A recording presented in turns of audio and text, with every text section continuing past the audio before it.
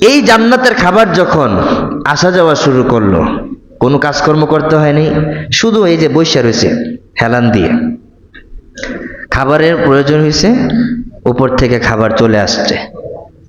ওরে ভাই, খাবারটা এরকম ভাবে আসে নাই যে একটা পাখি পাখনা নিয়ে আসছে, লোম নিয়ে আসছে, এটা আসার পরে আপনি ছিলাই খাইবেন, রান্না করে খাইবেন, না, এভাবে আসে নাই, ডাইরেক্ট বুনা হয়ে আসছে, ডাইরেক্ট রান্না হয়ে আসছে, রান্না হয়ে। তা আল্লাহ তারা তো ভাই বাড়াইয়া দিছেন।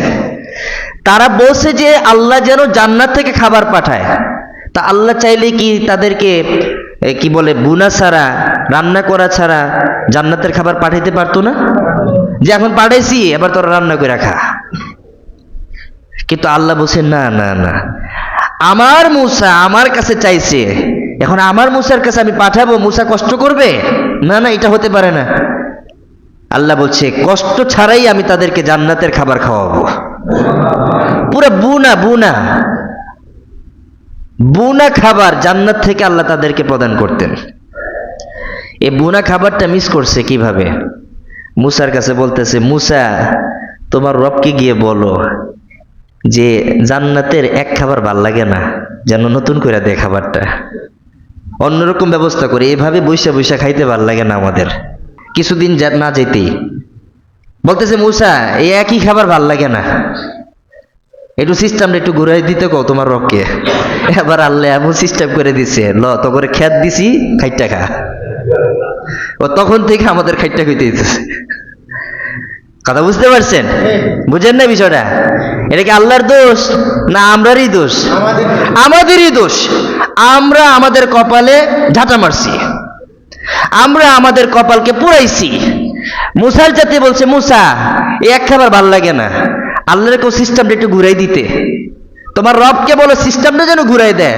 তা আল্লাহ বলছে এরা যেহেতু সিস্টেম ঘুরাই দিতে বলছে, তা আমি ঘুরাই দিলাম, এদেরকে বলো খেতে খামারে গিয়ে কাজ করে খাইতে। এবার লো মূসা খবর নিয়ে আসছে, মূসাকে জিজ্ঞাসা করতেছে, মূসা তোমার রব কি বলছে? এখন আর সুযোগ নাই, এখন আর অটোমেটিক খাবার আসবে না। কি বলছে?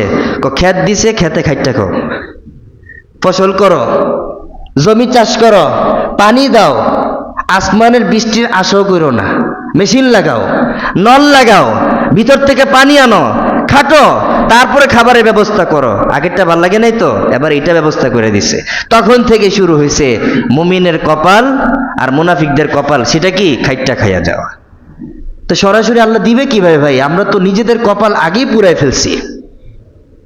কথা বলেন না কেন? আমরা নিজেদের কপাল আগেই পুরাই ফেলছি। এখানে আল্লাহকে দায়ী দিয়ে কোনো লাভ নাই, কোনো ফায়দা হবে না, কোনোভাবে কোনো রাস্তায় আপনি আল্লাহকে দোষী করতে পারবেন না, সুযোগ নাই, তো সুযোগ নাই।